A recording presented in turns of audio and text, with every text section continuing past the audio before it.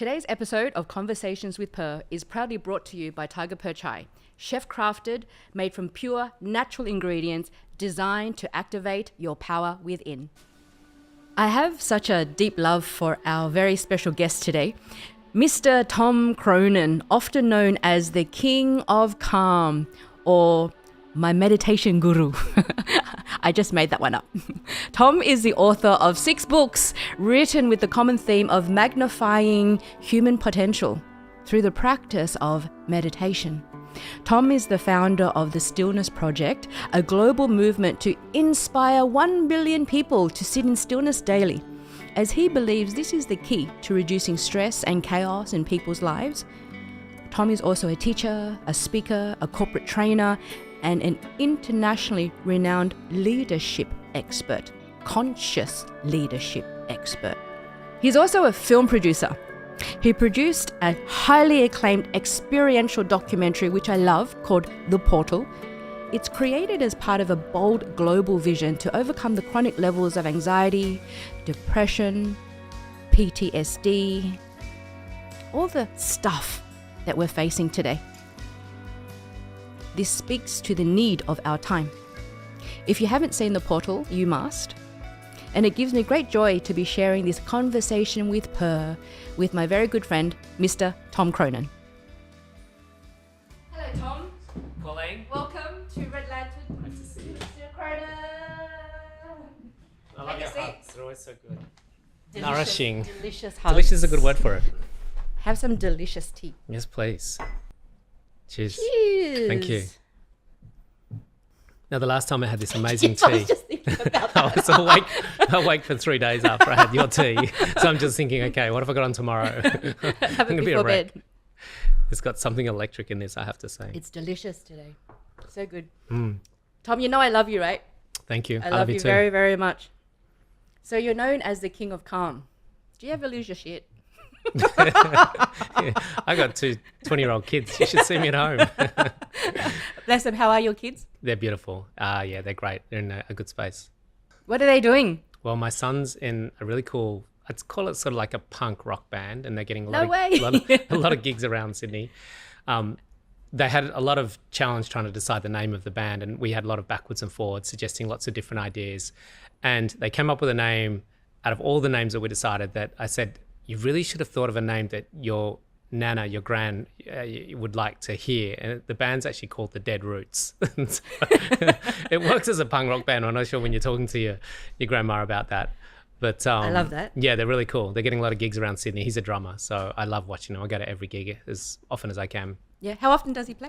They're playing sort of really once a month at the moment. They're playing at the Oxford Arts Factory, the Bondi Hotel, at the Beach Road Hotel, playing around Sydney a fair bit, which is great. It's So exciting. good. I love so it. good. So you're the old guy amongst all the young'uns? Yeah, absolutely. There's like 3 parents that keep turning up from the band, and we always stand in the corner drinking our cranberry juices. You must love it though. how Yeah, I much love Dad it. I'm supports so him. proud. Yeah, I love it. And what does your daughter do? Well, she's studying a degree at university, doing a computer science degree, and she's working at Kmart. She's writing novels. She's looking to invest in her first property. She's doing great things after, having some challenging times at school and come through with just absolute flying colours now. So good. Yeah. So good. Tom, I know your mission. I've been following you for quite some time. We've known each other for quite some time. Will you share with the listeners what your mission is and how you got from there to here? I was going through a really difficult time in my life once and experiencing extreme anxiety and depression, panic attacks. I had a lot of addictions, drug addictions. When was this time? This would have been back in my sort of 20s, through my ages, 10 years into my 20s. I started my career as a broker in finance at the age of 19, and that kind of threw me into the wild, wild world of finance markets in the late 80s and early 90s. And that took me down paths of a lot of, crazy hedonistic times. Were you in Australia at the time? Yeah, I was in Sydney. Mm-hmm. I was supposed to do a degree at journalism at Macquarie Uni, and I just had like 3 months to fill in after traveling around the world, spending all my money, and I had to save some money quickly for uni. So I just applied to a bunch of jobs in the paper, and one of them was this gig on a trading room floor as a broker. Now, I had no idea what it was, no interest in it. I was going to do journalism and ideally write articles for Time magazine against capitalistic greed and save the world. I'd just been backpacking around Europe, listening to Susie and the Banshees and the Smiths and reading books like Jean-Paul Sartre and Albert Camus. So I was all into French existentialism and very politically minded. And lo and behold, next thing I'm on a trading room floor making six-figure salary and driving a fancy sports car. Shit hot. It was amazing how much the ego loved that. It was just like, this is pretty cool. I'm making lots of money and, we're getting all these corporate Amex cards where we could spend lots of money on drugs and drinking and crazy things. I mean, not that we were supposed to be doing that, but that's where it sort of ended up. And so that eventually led to these extreme anomalies in my experience, which was panic attacks, depression, insomnia, and, it morphed into really a deep, dark depression. And is that the pressures of the job or the drugs? I think it was a combination of both. The job in itself, you're in high fuel sympathetic nervous system state. So when you're in that really extreme stress response, you're not producing the biochemicals of oxytocin, serotonin, even melatonin. So your body is really depleted of those happy love chemicals. Yep. And you're in simply a lot of cortisol and adrenaline. So you're experiencing a lot of that high extreme stress response, and you just can't feel happy, you can't feel good when you're in that state. It's just not possible. Yeah. And that's part of my problem that I saw in the world, because when I eventually this blew up into a nervous breakdown at the age of 29. You think you feel good. Yeah, you think you feel good, and then you have to go back for more of these outcomes, these things that you get addicted to try and feel good and feel better, and the gaps in between get bigger and longer and darker and deeper. And so your addictions get more and more. And this is like a vicious cycle that we get stuck in. And I think a lot of society's in that now in some way. And so this blew up in my late 20s in a full-blown nervous breakdown, which was pretty messy. And it really culminated one morning where I collapsed on the floor in my bathroom getting ready for work. And I was shaking uncontrollably. I was, I couldn't breathe. My vision had blurred. I had a sharp pain in my chest. I was in cold, clammy sweats, and I wanted to go to the toilet. I wanted to vomit. And I thought I was actually having a heart attack. And, I was so depressed at this point. I was really in a deep state of really dark misery. The panic attacks were brutal. They were coming every day at this point. How long was that going on for? It was going on for quite a few years, but it just got built up into really a regular state of these full-blown experiences that made me completely incapacitated, and they just got worse and worse. But I didn't understand what they were. I had no idea. Did you have support at the time? Who was around? No, I had my partner, my current wife, was around, but I kept it to myself. I was being very stoic, classic alpha male, and I've got this under control, I'll just deal with it. So I didn't really tell anyone what was going on until my wife found me on the bathroom floor, and she took me to the doctor. And he explained to me there and then, in his words, "You're having a nervous breakdown." And I just burst into tears. My wife was there. I couldn't stop crying. And it was like a complete shattering of the illusion that I thought I was, this king broker. And then to be told this, I thought it was, and was hoping it would be, heart attack or something they could fix. You can fix that, right? There's a way to fix that. But my first thought was, how do you fix this? How are you going to fix this? Yeah. And then I just realized I was up shit creek. And he sent me to a psychiatrist that morning who, told me that I have a stressful disposition and this is who I am and I need to go on pharmaceutical drugs. And it was just a really deep spiral at that point in my life. But surprisingly, and maybe not surprisingly now with hindsight and understanding the matrix and the intelligent design of the universe, that I came across a documentary about a property developer that was using meditation.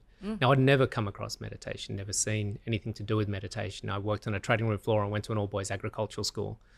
So to hear and see this person in a business suit meditating, Bruno Grollo was his name actually, and he was doing this meditation that I'd never heard of, but it was called transcendental meditation. Now, I loved getting out of it. I love raves, I love nightclubs, I love taking drugs, and that idea of transcending was still really appealing to me because that's what I've been trying to do for 10 years. Yeah.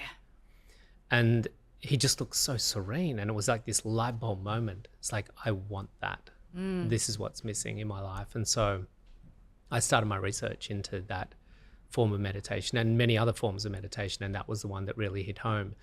But coming back to your initial question, it was such a game changer. I could not believe how much it changed my life.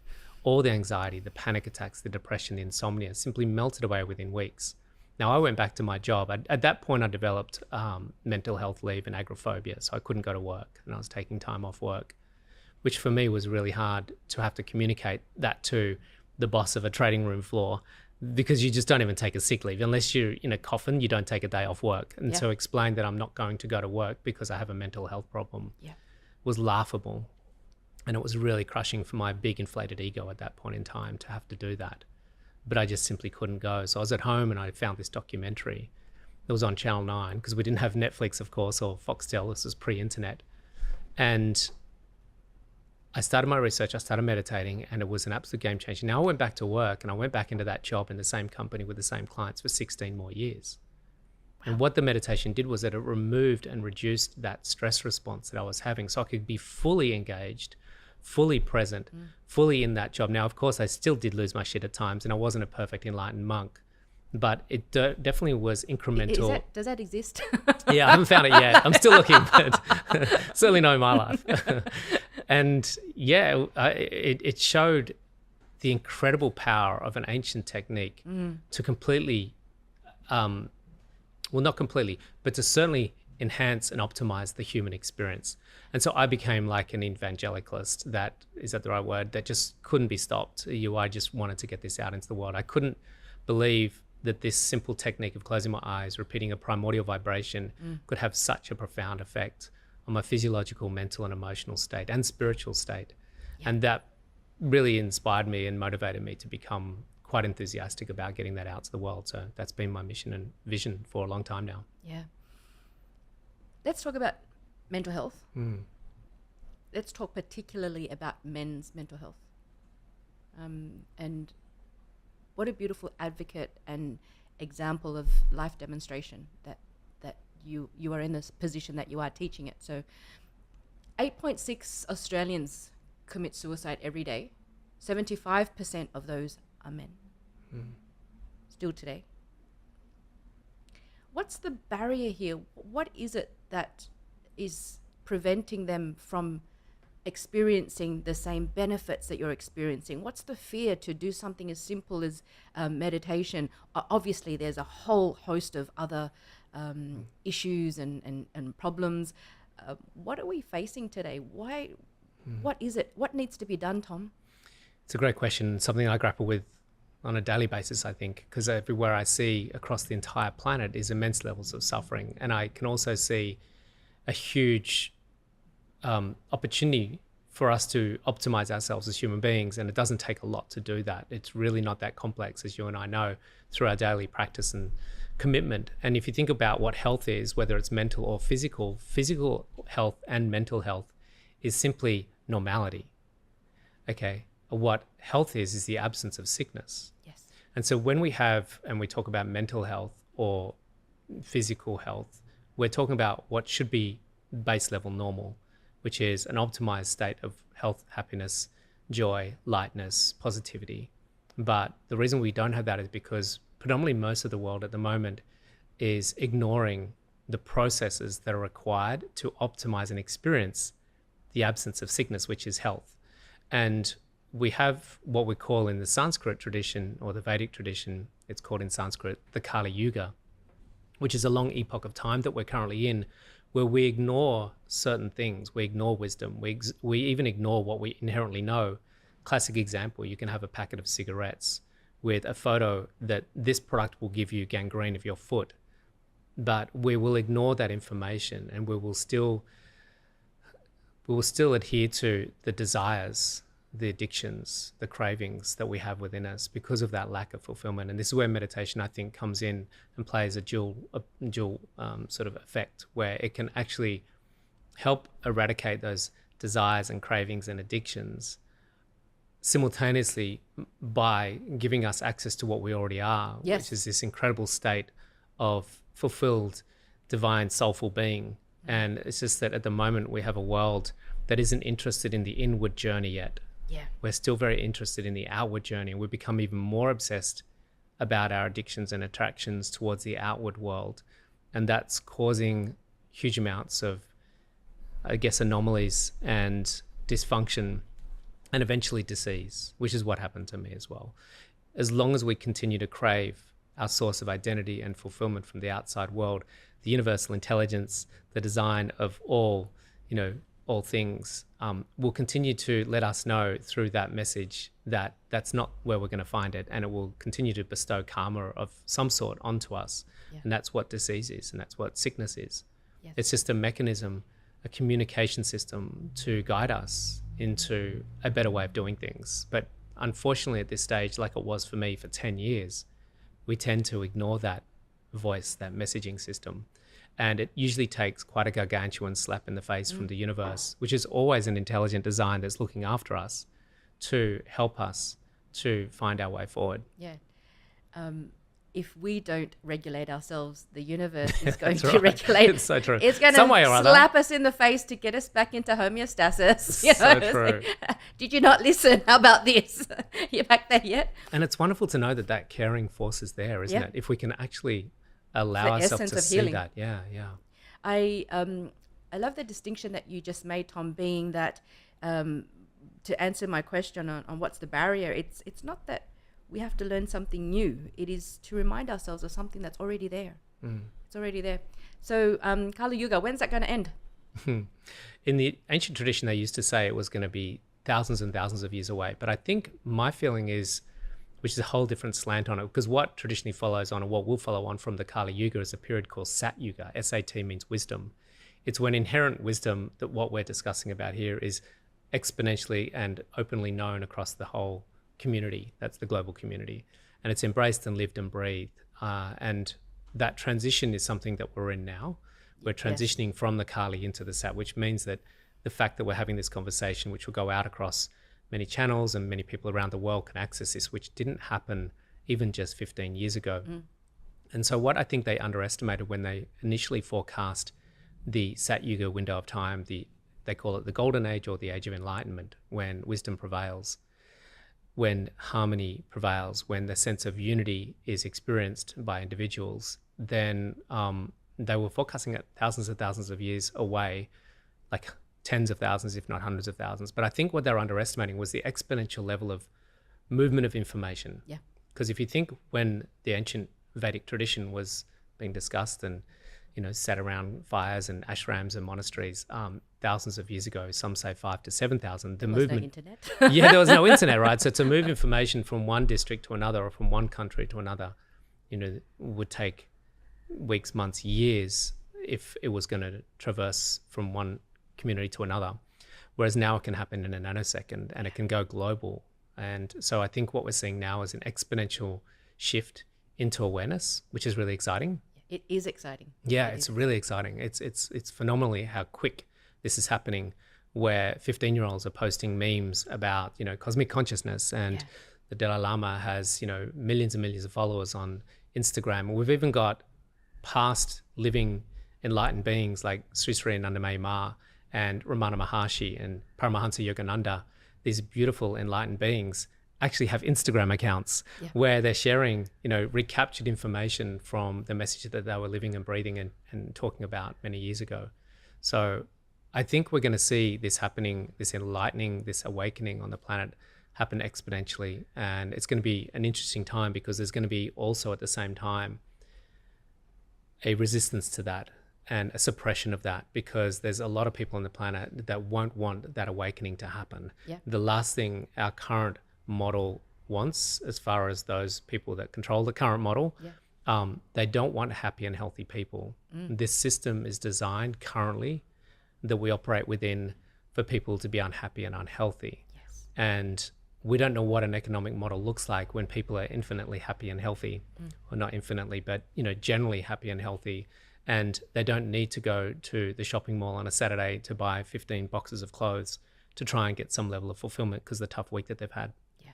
So it's going to be interesting. No one's got the blueprint or the design for what a business model looks like, an economic model, a financial system for fulfilled people. It's exciting also with the fact that it's in the stages of being created.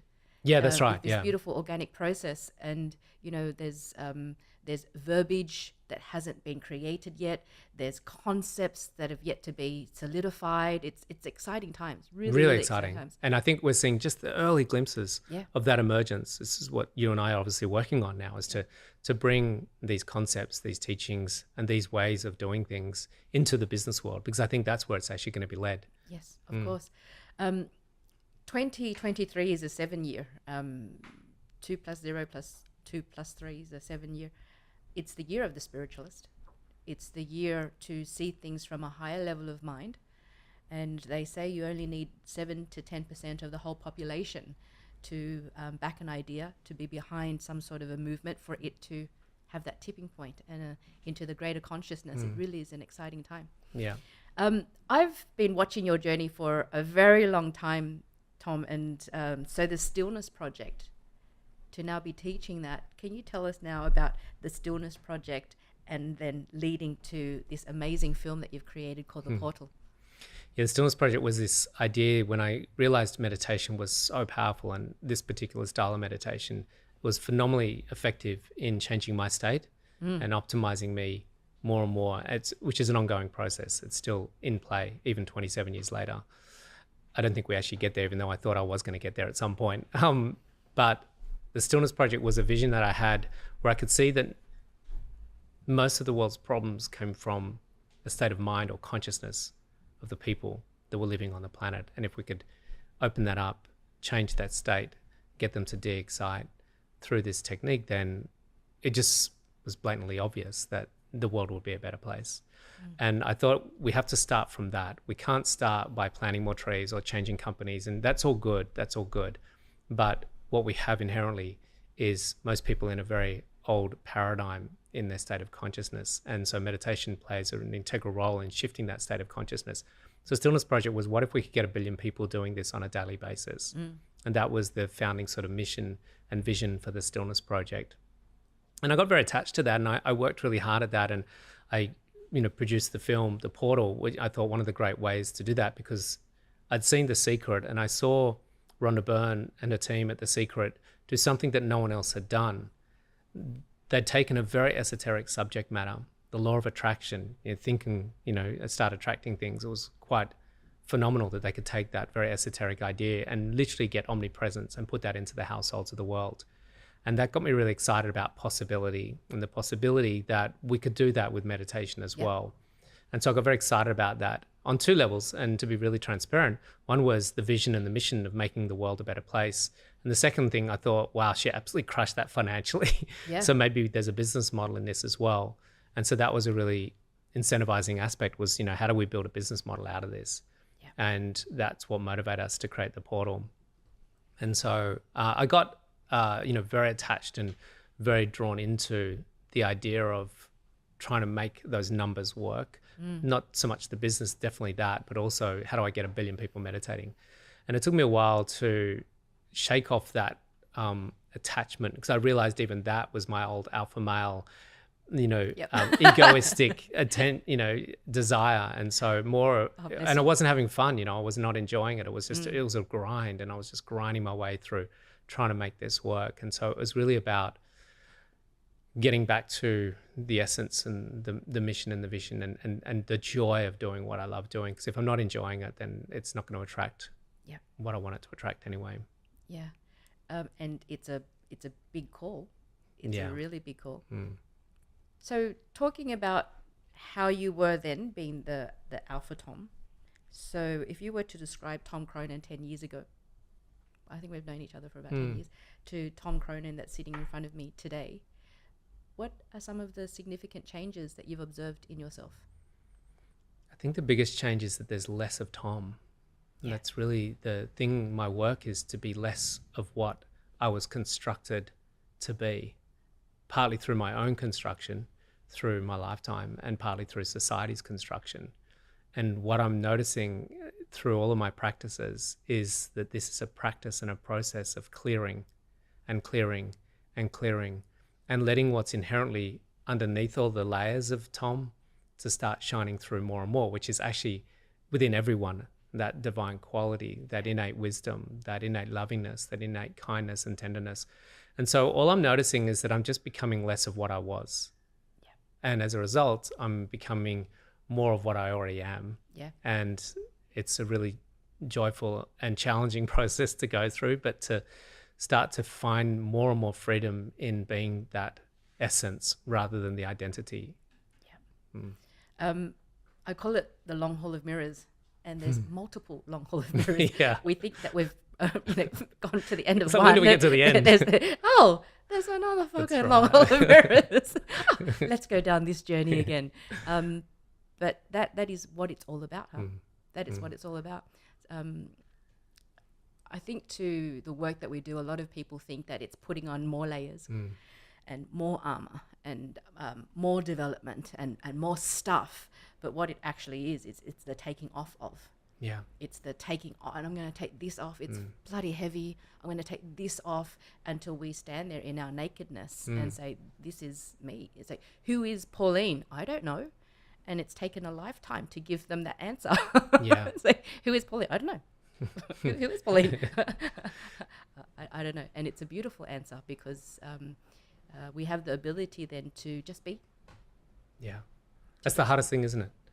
To just be without ambitions and drives and desires and attachments and longings and possessions. And that year that I did some of the more advanced work into this was probably one of the hardest years in my spiritual journey and life itself, because you really there's almost a sense of sorrow and loss in losing something that we were deeply attached to. And I'm a lot freer from that now, but there's still times of this sorrow and loss, of being less of what I was and what we are. Yeah. But we're allowed. Absolutely. We're allowed to. It's part of all of it. It's part of the whole journey. I admire so much your drive to create the Stillness Project, create the portal, create this tool for healing for everyone. I don't ever believe that change in the world is to march down the street and picket and protest and all that. There's a space and time for that, but I don't believe that's going to heal the world, because that creates more fire, that creates more anger, that creates more charge.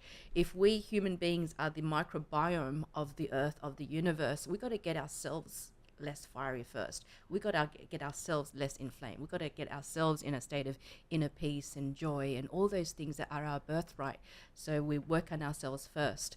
And you speak a lot also, because we're all leaders here. We're talking about self-mastery, talking about self-leadership. You speak to conscious leadership. What does conscious leadership mean for you, Tom? Because you teach a lot of that too. Yeah, there's kind of like two stages. In the Vedic tradition, we recognize there's two stages in our spiritual journey. One is what we call the yogi stage. And the yogi stage is where the yogi would retreat, and go off into silence and stillness, or caves and ashrams. And they would go there to remove themselves from the external distractions of the world and look to harness and cultivate an inner state of awareness. So let's just say cultivate consciousness. So stage one is, oh, I'm that. I'm not my thoughts, I'm not my desires, I'm not my emotions, I'm not my physical body. I'm now, through my sadhana, my daily practice, my routine, my withdrawal from the world, I'm now starting to identify with something deeper, more profound, that's innate and always was innate. And that would be this sort of first stage in the spiritual journey. And they would do that usually in silence and solitude. Now for us, we don't want to go into silence and solitude because we like having families and friends and work and things, and we have other commitments. So we do that on a daily basis. Just for a small portion of time, the yogi phase is cultivating an inner state of awareness, consciousness. Then what happens for some people, not everyone, but some people want to go into stage two, which is what we call the Rishi stage. Now the Rishi, R-I-S-H-I, is one that then shares and is inspired by what they've found to want to share and to help others to experience what they've discovered themselves. Yes. And so conscious leadership is stage two, where you have consciousness and you assist other people as a leader to access their consciousness. Yeah. And you operate from that state of consciousness that you've cultivated from your yogi phase. And I always see it as a three-step process. We initially start as a seeker, and in seeking, if you walk into a dark room, we're seeking. And the first thing we find as a result of seeking, eventually is the light switch. So seeking leads to finding, and finding leads to sharing.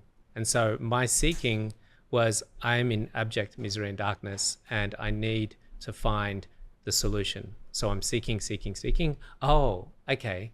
It's interesting. It's in ice baths. It's in saunas. It's in meditation. It's in yoga. It's in eating good food. It's in cultivating a healthy mind and a healthy body.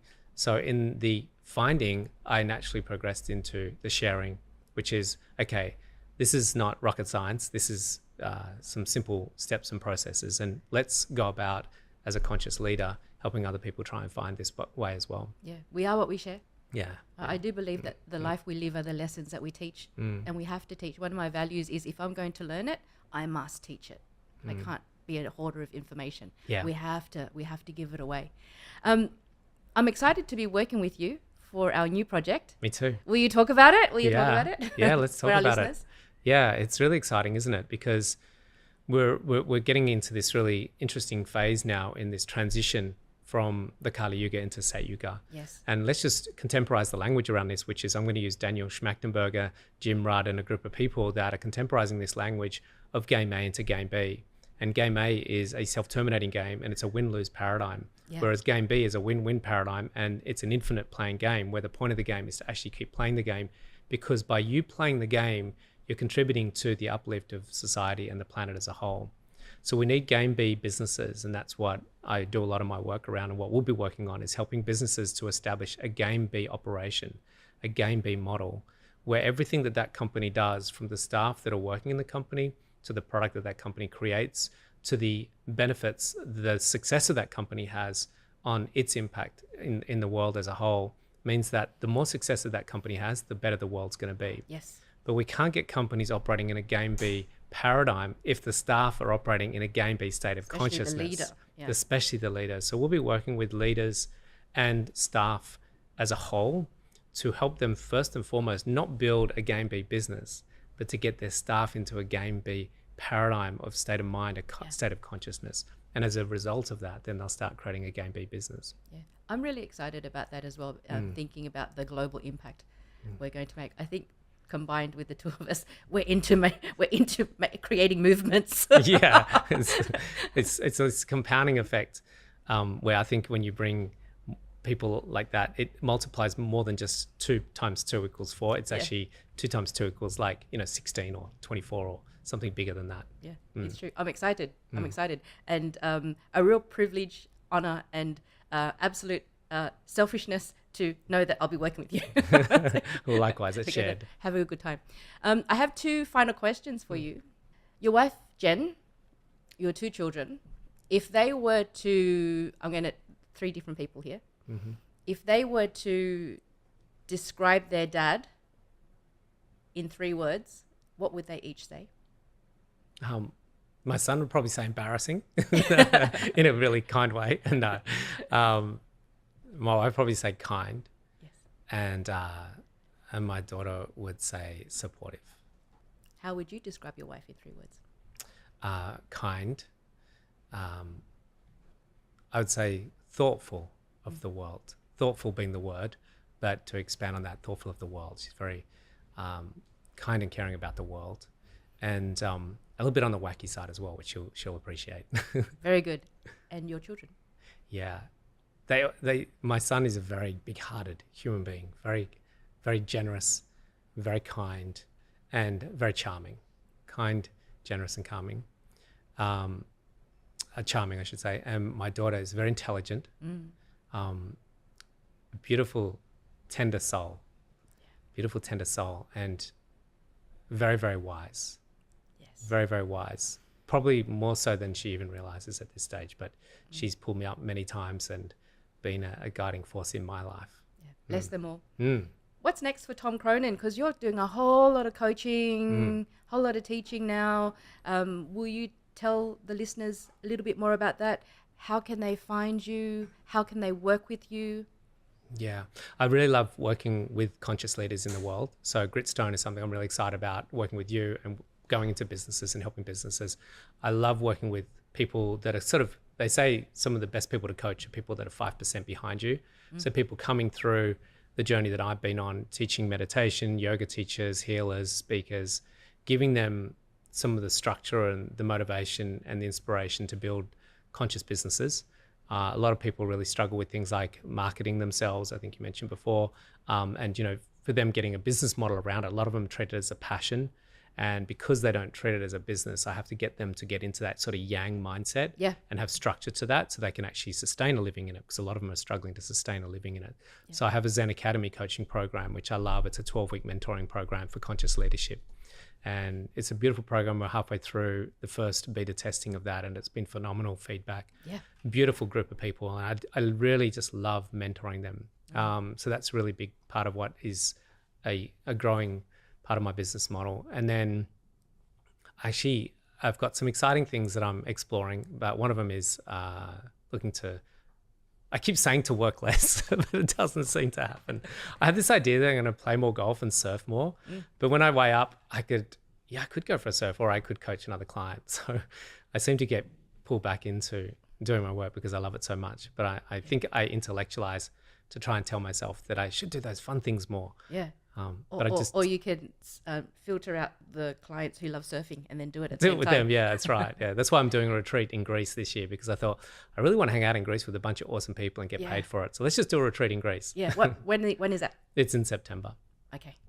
And the other thing, one more thing that I'm really excited about is, and I got inspired by Joe Dispenza on this, so a bit of credit and kudos to him because of the great work that he's doing. But he's taken his retreats into 1,000-people auditoriums and really scaling that impact. And, you know, my last few retreats, we had some bigger numbers in them, and I got really excited about the impact that we're having on those people, but also what does that look like if we start to scale that energetically? And what does it look like when we take people through bigger groups in that experience over a number of days? So we've got a big retreat called Alchemy in June in the Sunshine Coast. And, you know, the goal on that one is to get to 100 people. And then the goal on that is over year after year to start to scale that to 200, then 500, and eventually see what it's like if we can put that retreat format, which we know has a profound effect on people, into ideally down the track, you know, 1,000 people, and travel around the world with that. Awesome. So I'll put it in the show notes. All that information will be on your website, your Instagram, and your Facebook. All accessible. Yeah. One last question. What makes Tom Cronin purr?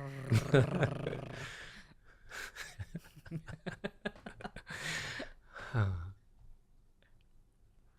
just love humanity. I love life. I love nature. I love a sunrise. I love sweating in a sauna. I love my dog sitting on my lap at night while I watch TV with my wife. You know, I love coming home and, you know, my son and my daughter high-fiving me or giving me a hug. You know, just really simple things. Life is so simple, and we can squeeze so much joy out of it. And I try to do that on a daily basis. And it's not like I want a Learjet to fly around the world. I just want these joyful, simple things, you know. Gardening at my mum and dad's farm is, you know, one of my joys. Watering the grass, you know, and seeing that grow. So it's really simple. Yeah. That's one of my favorite words, joy. I experience joy at the beauty of a flower, the simplicity of the sunrise, the ebbs and flows of the ocean. Yeah, it doesn't take much to get me excited and tingling with joy. Yeah. Thank you so much for being with me today, my friend. And I want to show everyone your book. It's a beautiful book. And I am a big fan of the film also. I watched it on the big screen. That was a very special moment. Yeah. Thank you. Thank you. I love you. Thank you. Much love. Thank you very much.